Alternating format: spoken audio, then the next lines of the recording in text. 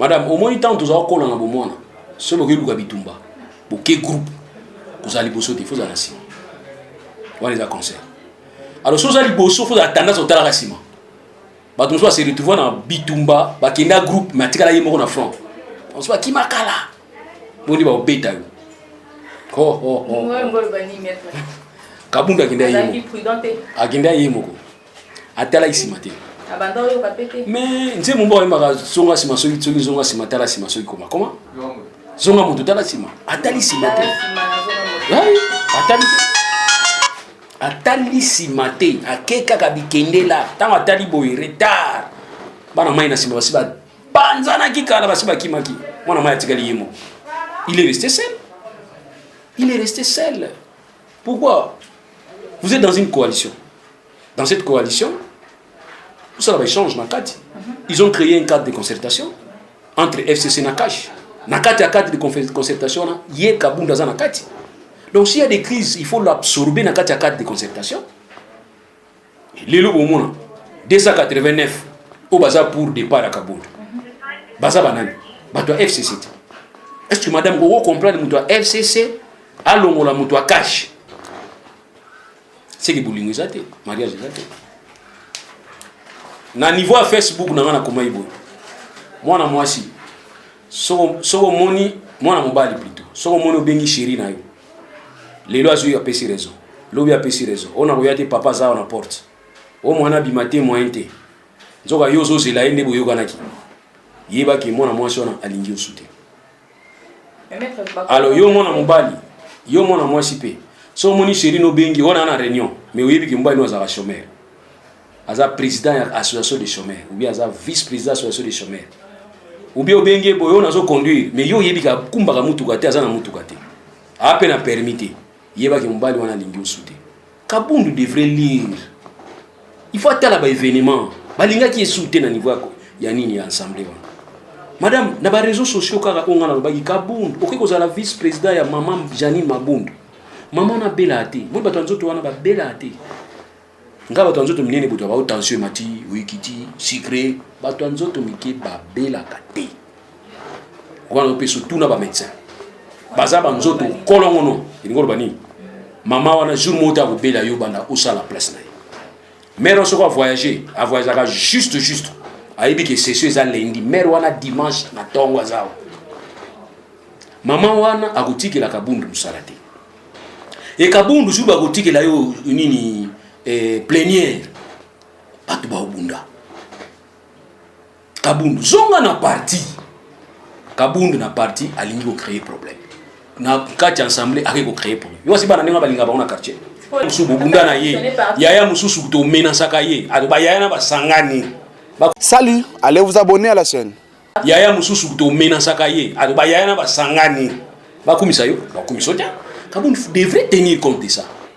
Alors le militantisme na Kabundu, il a fallu ça la na kati ya IDPS. Oh, akoma ki bloqué à ça la parce que l'IDPS devient parti au pouvoir. Alors il faut changer façon à Kobunda pour la réclamation à droit mususu. Ici nous demandions na IDPS, botika système na bino ya mandat spécial. Na kati ya constitution ezate. Na loi portant organisation fonctionnelle parti politique ezate. Na kati ya statut na bino ezate. Botika yango ezalaka te. Mais ba force qui porte. Et aujourd'hui, il se retrouve seul. Presque seul. Alors, se retrouve presque seul.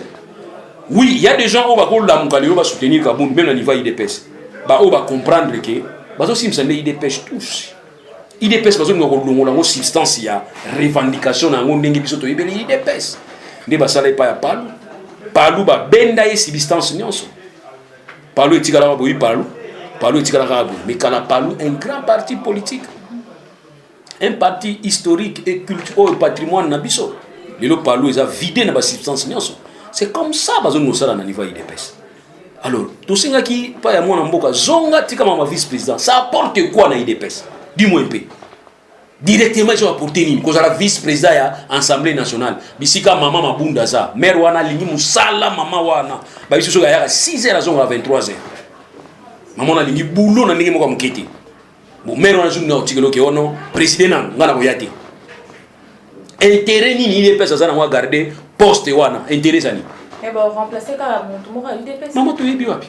biso toyebi na biso te toyebi te neti nga naza na posa koyeba ngo te o ba remplacer o ba longoli lelo ba longola mo remplacer na o mususu ba longoli sulu ba bono sakana na bino ka ndengo na ti ba no benda ka bino potopoto ti potopoto na potopoto ti bo ba to ba ko baye bino po lelo ba tunso na IDPS ba baye na bango nsoko madame objectif ndeza yango na ngai so na ngo boya neti ya na pese exemple te na boya mwasi na ngati so na ngo boya ona boya mwasi na ngati bo so ba to na ko bani yo so o mba osamba ke o boya mbai na yo asa bien yango na so boya ye non oga mabe mtema be ndoki apumboka na butu ndenge wana ipa ya bato donc abundu mto abete no maboko na FCC azati alors il y a une convention ba hypocrite basangani voilà.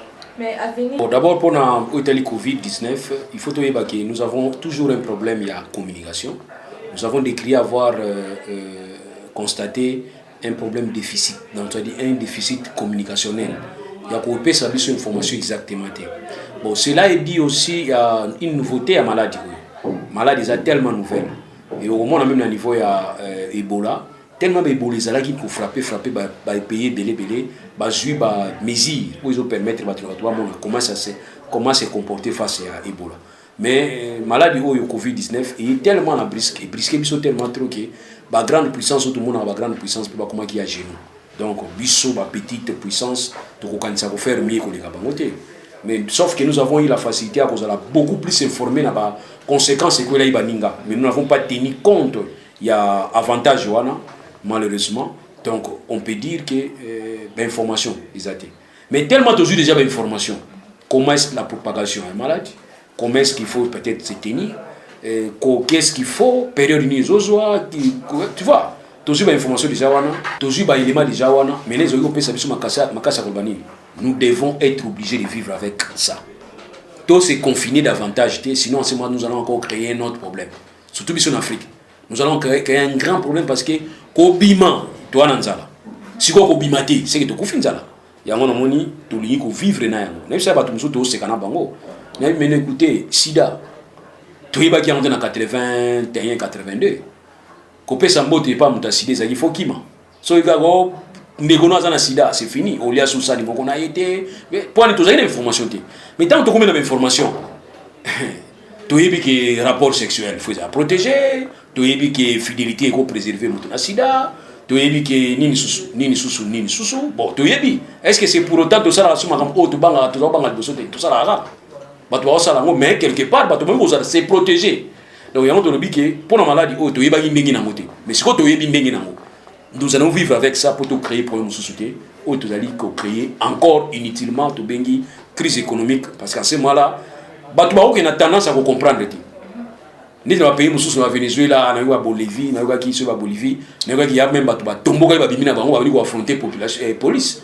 Alors, nous avons un niveau pour comprendre. Nous avons on a été si vous tolingi ba tondi ba so wakufa na yango poto équilibre to ga la fois passé pe ba to mususu donc ba ça la transfert de maladie ozaki na oyo ba bi transférer yo omoni si vous communauté ko bani sabatu si vous maladie yango izate ba to chesse ko ba doute na bi pour ma communication ba chino bi ba ye mais yum to yipsinga ba chino ba yenga na mona ba chino ba ye ba chino ba zo ibaki nini ba eko sala période où ba viezo kitate zo matate ba uti susu na Chine donc ça dit bato ba yaki ba yeli so maladie ya sikate comme o ezo boma muke to pesa bango ezo boma makasi to zo bati donc il y a pour ma communication ça l'information c'est un droit.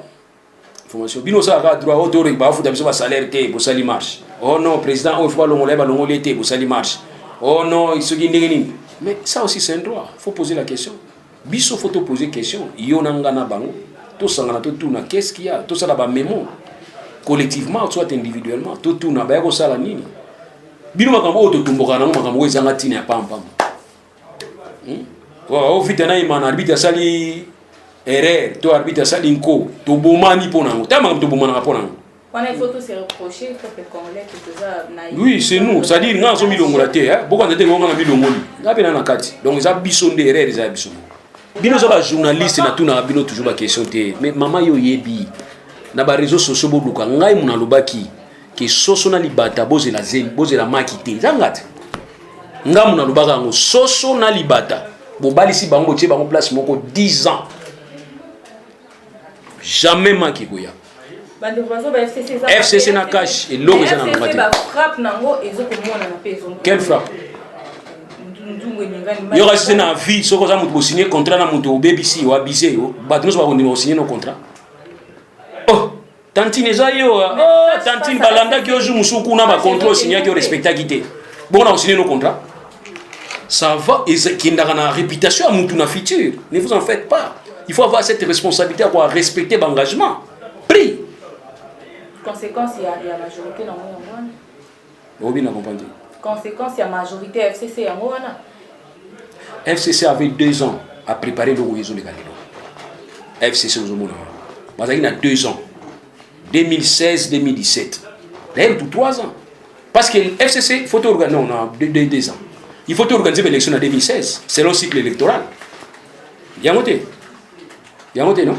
2006, 2011. 2011, 2016. Mais nous n'avons pas organisé l'élection en 2016. C'est parce que FCC se disait qu'il va prêter. Ça qui prêter. Il y a un FCC qui manœuvre pour nous. À 2 ans, à réfléchir, ni na pour permettre attaque à céder pouvoir, mais à céder maintenant. C'est ça. Quand vous disiez non, céder pouvoir, céder maintenant. Mais transition sans Kabila, il y a tout ça. On n'avait pas compris. Kabila n'est pas opérationnel. Pardon? Kabila est opérationnel par sa majorité qui se trouve dans le Parlement. Lesquelles majorité bloquent. Vous comprenez? Toute tentative, il y a comme un chef de l'État pour progresser dans le sens, il y a volonté. Tout ça, c'est quoi? C'est par rapport à l'élection 2023. Madame, en 2023, même caché au Panza. En 2023, même FCC caché au Panza. En 2023, même FCC peut au Panza. Parce que tu as les enjeux électoraux pour permettre à ce que nous se définir. Maître, il y a risque que Fatia va renverser la FCC en 2023. Voilà, tu es invité, madame. Voilà, tu es un prophète. Faut un prophète. Voilà, maître, je crois que tu vas avancer pour te chuter déjà sur le Cambodge. Vital Cameroun. L'Obézaki, tout le monde a le link à Sambati. Mais c'est comme si il y a un juge, tout le monde a bouleversé. Qu'est-ce qui s'était passé? Parce que en tant qu'avocat, on a un coup d'œil à voir que l'eau est salami boé. Et ça, moi, comment on appelle ça? Ils ont trucage, ils ont trahir, ils ont peut-être pas ticket, humilier. Qu'est-ce qui s'était passé juste? Même si pas qu'il y a Samba qui vient, mais en réalité, quand on a une guerre d'esprit, c'est là qu'il y en a. Ils ont filmé Nino de la neuf. Bon, vous savez, dans un tribunal, devant un tribunal répressif, le juge est actif. Il recherche des infractions pour lui permettre, ma preuve, pour permettre d'asseoir, n'est-ce pas, conviction. Le juge ne peut pas s'en passer.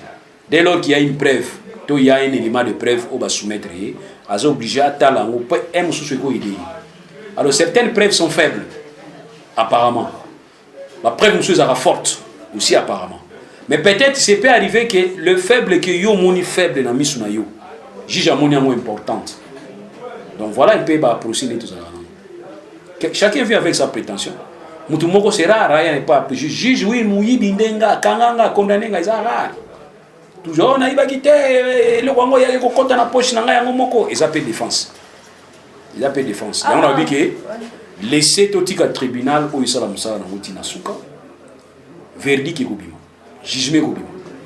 O no so amoni ka osala placer na jugement wana akosa l'appel. Droit au l'État reconnaître au loi reconnaître batinu sur moi. Mais les impressions que nous avons, oh, à gagner qui? Alors, bien. C'est pas le moment. Non, non, c'est très tôt. C'est très tôt. Maître, et surtout qu'il est en témoin. On a parlé de. Même s'il devrait avoir une certaine agitation, il ne faut pas le faire voir. Sans jour, on a une caméra, côté famille, Salut, allez vous abonner à la chaîne. Alors il fallait qu'on a cité Amida. Rwanda est déjà respecté.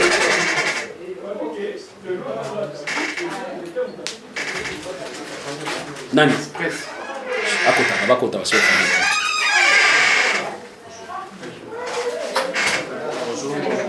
Bon, mon temps, il y a dans mon single, $10, $10, $10, Bonjour. Bonjour, ça va. Alors, Loba non. Ok.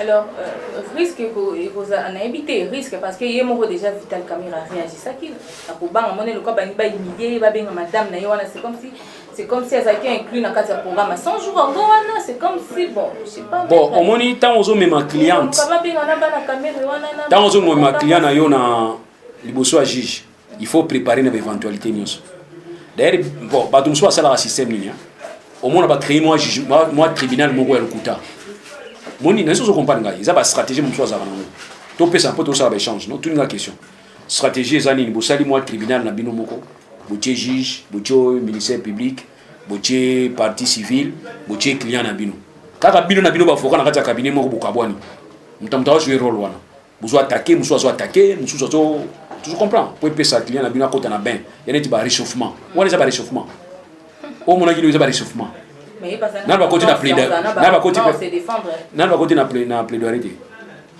ta ba côté na plaidoyer des alikambo donc wana ça ba traitement bazo sauter alors moi je crois peut-être c'était inutile ya ko paniquer ya ko yoka ke babengi ingandi parce que na kati ya audience procès on a observé batu mingi za singa ya matembele batu belé bako bengama o nyonso ayibi ki atangami na kati ya makambo banda préjudictionnel ay ba ki azana chance mingi a passer et presque na zo banga makasi ba sabiso ki sous l'instruction pas passer à la personne qui a donné l'instruction aussi passe ça il ozo banga ngamo mke comme témoin to comme renseignant. Maintenant, nous allons maintenant poser la loi, est-ce que c'est possible? Ici, je parle en tant que scientifique. Nous avons un cadre à BT. Oui, ils analysent. Tout ça l'analyse. Ouais. Donc, dès lors que Vital Kamere appuie, s'appuyer, il y a que c'est sur instruction. Nous voulons savoir parce qu'il peut aussi dire la vérité, tout comme il peut aussi mentir. Vous savez comment on fait ce maman? Parce que tout ça, or, nako benga batu mususu ndenge Vital Kamera banga ki mwashaya batu mususu bako banga po chef l'état a na responsabilité politique ici à cause de la politique responsabilité pénalité dès lors que ça na mususu yeti mutazo ki mbongo bimisi parce que quand Vital Kamera dit que ya zo mbongo te donc c'est que tant zo ki instruction ya ko sala makambo par rapport à programme chef de l'état lequel programme et le baki que faut bolia mbongo parce que nakati ya programme maman nakati ya programme 100 jours bisika moto bakomaki ke pesa mbongo pa kingandi lia mbongo te ezali pona misala or so misala on esalamaki ndenge oyo biso tolingelaki ndenge Kofi alobaka engo zalake soki simbaka me balobelaka te me bandeko na ngai simbi te nazotuna question tokono pas nani naloba yango toujours opesi mwasi no mbongo akene wenze ozongi na ndako bana bakoyi mfuta baliete siko nga papa na ye ba 20h na ino luka bato wenze na tuna bango poni moteki na mwasi na nga loso te bana balia est-ce que ça rende ngwana ngana otuna mwasi na nga siko biso tozotuna nde Vital Kamere nde mwasi na biso na pese exemple yende superviseur coordonnateur directeur chef de cabinet yende tozotuna yebisa biso eza ndenge nini on tamba osikisa wana comment la défense na ya comme peut liberté provisoire on joue boye la one is a juge madame ou bien soit Nzambe ou soit juge ça dépend d'eux Nzambe maître ah donc yo za problème Nzambe maman ça problème Nzambe hein à César c'est qui est à César à Dieu c'est qui est à Dieu César aussi c'est parmi un élément de Dieu non César c'est parmi aussi projet de Dieu parce que c'est Dieu qui a permis que César soit là et c'est aussi Dieu qui a permis que diable soit là wana ya on aime ça ba chrétien bo finga diable te ah mais oui ko finga ezali sumu non so obio Satan imbécile na yo ezali sumu maman ezali sumu donc Nzambe na projet na ya dit que Satan fois là yo lingi ndenge nini ke Nzamba bima sauver soki yo bungité donc il faudrait que eloko moko ebungisa yo eloko yango ya Nzamba tiaki ezala Satan po bungisa yo tout temps Nzamba kwa kozwa yo Nzamba bimi sauver donc tika bato nyonso baza bisika bakozala wana zola nanga à César ce qui est à César c'est Dieu qui a permis que César soit là nani Jamal pas une liberté provisoire bolanda ka ndenge Jamal azolobela le problème to sengi pas Jamal assez compliqué te atika bakanda po yikanda zo sala wana zo sala ngo pour rien parce que attention madame webi devant n'habité bon moi j'estime que les procureurs ou azolanda dossier a beaucoup plus clément a beaucoup plus gentil pardon allô bonjour nana cabinet Il y a un cabinet rapidement. Ok. Tu peux comprendre, continuer. Alors, moi je suis très content de constater que le procureur est très courtois, très clément. Madame, il y a aussi ce qu'on appelle délit d'audience. Il y a certaines paroles sur certains propositions de maladie. Si le ministère public a beaucoup plus sur une rigueur, il y a un dossier à 54 millions, il faut un délit d'audience. Non, il y a même un respect, il y a comme un comportement face à tribunal. Vous voyez? Un prévenu commence à poser la question au tribunal. Mais au tribunal, dans une question. Tribunal, dans une question, dans tribunal, question. Donc, il y a certains moments, il y a un moment où professionnel qui est dans le sens de défendre Bino. Mais Bino, il y a des Bino qui sont défendre Yolingi. Si on a un toge, on a fait maman là, qui n'est pas fait dans public. Voilà. Maître, on va dire aussi déjà un mot par rapport au procès. Moi, je suis déjà avant, je mais tel est le on a bien que nous condamné et déjà malade toujours parce que tout qui est sur le terrain pour nos informations. Ni ne faut que ça n'a pas l'avocat. Tout ça est sama kamte. Procès à Mukuna. Oba fundele pa Chibola. Ezali kamususu. Procès nini dénonciation à Mukuna. Wa kino funda contre chef d'état ya kala. Ezali kamususu. Procès wana ya Mukuna na Chibola eza na justice. Ndio bakangeli.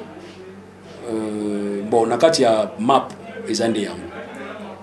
Alors, o etali dénonciation ya salaki à se plaigner quitter parce qu'il y a une différence entre plainte et dénonciation. Plainte ceux qui likambuyo sali ya mabe oyo violé code pénal. Na likambuano sali ya mabe et ceux qui singa et salinga mabe nga na ko se plaindre na ça la plainte. Soko sali likambuwa mabe et oui ko zongisanga mena musika na ça vraiment concerné te musali mabe procureur azoluka yeba nani asali mabe wana na ko dénoncer. On a bengango dénonciation. Alors si on a dénoncé wana bazana besoin ko yoka ngati batu nanga ya ko confirmer plainte. Par contre si on a sali plainte il faut na ko confirmer na la procureur que acte yo posé est préjudiciable. Alors Mukuna a dénoncé. Mais to ebisa Mukuna vie tant ozo dénoncer ndengona ko kanzate ba okanga Kabila. Parce que na mboka na biso toza na loi moko ozo protéger Kabila. Parce que za président ya kala. Loi wana parlement na biso nde votakia. Balobi ke chef de l'état oyakala chef de l'état azali irresponsable na acte na état na mandat na ye zola nanga alors biso lobi ke loi waniza malamu te za bien te alors pona ko contourner ngo place eloko mi bali ko yosa ou bien obtenir ou transmettre plainte na yo na état o eza na compétence universelle net Sénégal to moni isen abré bazo sambisa na Sénégal ba condamna ki na Sénégal wana benga ngo compétence universelle. Ou bien, beaucoup que saisir CPI. CPI est suite à traité à Rome, parce que la Cour pénale internationale. Nakati ya statut wana, obiso to signa ki tondimaki. Alobi boy. Et koki kokanga mutu, ako tenir compte ya statut ya mutu te. Mais biso a to sali loi ezo tenir compte ya statut ya mutu. Pour simbaye, to pour simbaye te. Mais CPI équipakate. Omar Bel Elchir, comme Omar El Béchir. Président Yakala Soudan. Azaki na mandat d'arrêt international signé par CPI. Azaki président Soudan. Je me rappelle ayaki na le 30 juin moko na RDC et puis ça polémique. CPI a sengi RDC bo kangaya sana territoire na bino. Biso to répondre bo kangaye bo yebi place afandaka. Bo yebi place a uta ki to répondre inde ngona. Bo no place c'est pas na Congo ngona. Biso CPI bo yebi bisika uti. Biso na ba promesse beleto ba ça problème. Wana est zo pota biso buzo makasi période est zo déranger biso. Alors ces pays habito kanga bel Omar ayaki yao to kanga. Zo comprendre. Donc pour nous non beaucoup contourner on a sens ndingo na yosimba. Mais ko kanisa ke boké pas ba vie na biso. Pour ba vie na biso à parquet général après à cassation. Ba vie na biso. Bo lukila ba onde problème te.